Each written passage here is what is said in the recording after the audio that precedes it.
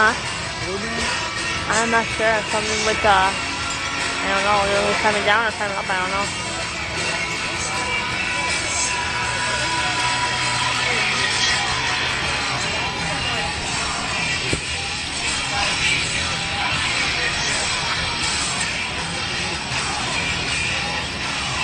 Here you go.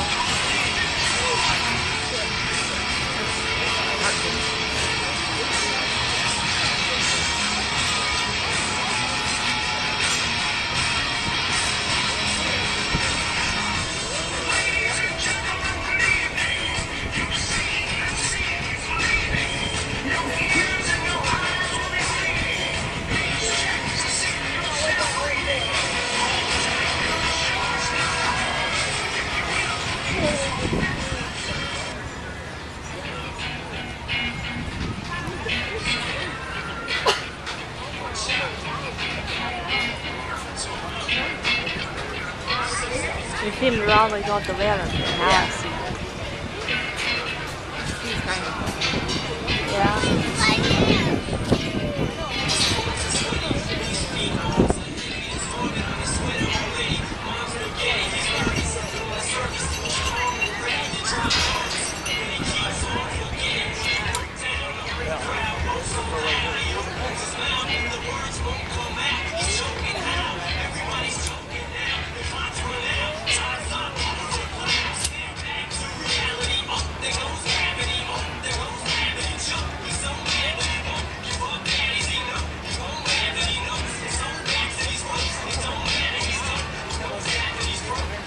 And now, the New York State Police Sword Team demonstration with their announcer, Trooper Steve Dorian.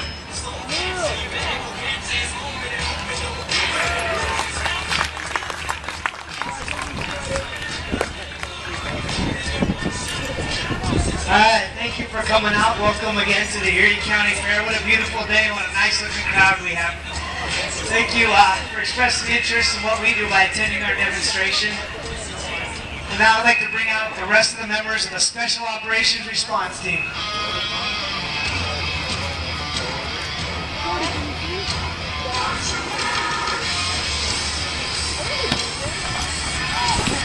There we go. That's an interest for you. Very nice. Real quick, how many of you guys have attended our demonstration before and seen the rappelling show? All right, a few return customers. Well, I hope this time it's just as exciting, if not more exciting, than last time. We always try to outdo ourselves and make it a little better each year. For those of you that don't know who the SWORD team is, the Special Operations Response Team, who we are and what we do, just so you know, just go over really quick. We are the State Police's SWAT team. A lot of people don't even know the State Police has a SWAT team. Well, they do, and it's us. We're a full-time SWAT team, but aside from all of our SWAT duties, we're expected to be proficient in a variety of other skills and areas. One of those areas includes search and rescue, which leads us to today. We get into the rope rescue portion of what we do. Let's say we're hiking along, we're looking for a lost hiker out in Allegheny State Park. We find him, but he's 200 feet down a cliff. He wandered off the trail at night, fell off the trail, got stuck. We found him, but now nobody can get down to him. Well, that's where we come into play. A lot of your local search and rescue agencies are really good at searching for people, but they don't have the rope rescue portion, and they can't get down to a guy that needs help. So we went that extra step. We're all qualified in rope rescue, and we can do our own search and rescue stuff, or we can help out another team that maybe doesn't have the rope rescue portion of training in their arsenal. Okay, what we're going to do here is while they're getting set up, how many of you guys remember that rescue in Zora Valley, the 18-year-old that fell off the cliffs? A couple of you? Okay, well, while they're getting set up, we'll talk about that. It was in late November afternoon, pretty much the first week of deer season. He's out hunting with his family. He's about 500 feet up in Zora Valley, up on top of the gorge. He lost his footing, started to slide down the hill. Again, 500 feet up, but it was just a gradual slope. Started to lose his footing, started to slide feet first, and then that turned into end over end once his momentum picked up. Then he started doing cartwheels, somersaults, all the way down the mountain. He then, the last 50 feet of the mountain was an actual sheer cliff. He ended up doing a free fall right off the top of the cliff, 50 feet. To give you an idea how high that is, our tower here, you see you guys trying to count it, see how tall it is, it's 55 feet tall. So he was just 5 feet below the top edge when he went into a free fall and landed on the beach. Something like this here. And there he laid waiting for help. He landed actually on a stretch of a beach or sand wash. It was just like this. It's a little gravel area, probably about 10 feet by 10 feet. All around him was raging waters from the river, and nobody could get down to him. Once we located him, he fell at 3. He laid there and waited for help. We located him with our aviation and the help of Erie County, their rescue service personnel, their aviation, some of their rescue guys, some forest rangers in the area. The Wanda Fire and Rescue and Zor Valley volunteers came out. There was actually a Swiftwater rescue team, so there was quite a few agencies that were involved with this search. Once we located him and started to realize we needed to make a 500-foot descent down the hill to get to him, it was about 10 o'clock at night.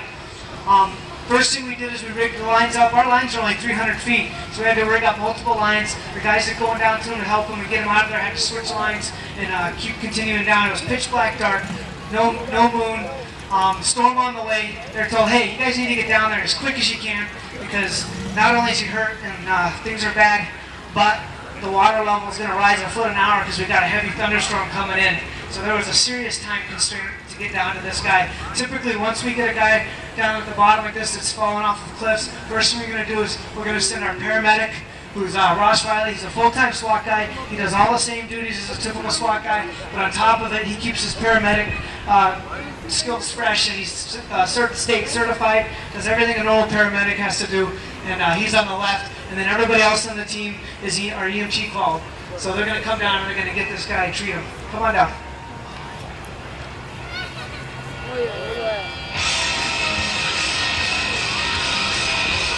Okay, while they're coming down and continue to narrate, they'd have backpacks on. But in those backpacks would have everything pretty much an ambulance would have and a paramedic and EMT would need. They'd have oxygen, they'd have the splints, tourniquets, because they don't really know on the way down what they're going to really encounter. To give you an example, what they encountered that particular night in November, that young man that fell had multiple skull fractures, open wounds, cracked skull, a couple different places. The orbital socket, that's the bone around your eyeball that holds your eyeball in, completely shattered.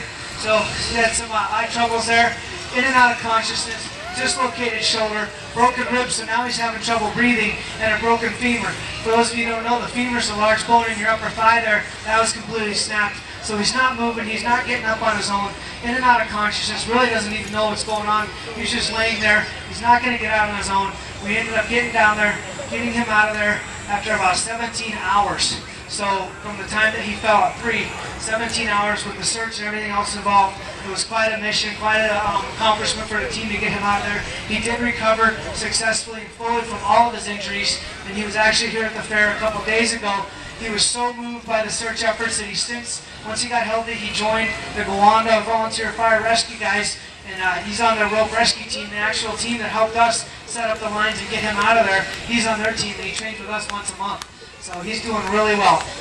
When they get to this guy, they're going to treat all his life-threatening injuries first. Then they're going to stabilize his spine and his neck with a cervical collar and a backboard, because they don't want to make his injuries worse. We still got to get him up the mountain. In that case, that November night, 500 feet up the mountain.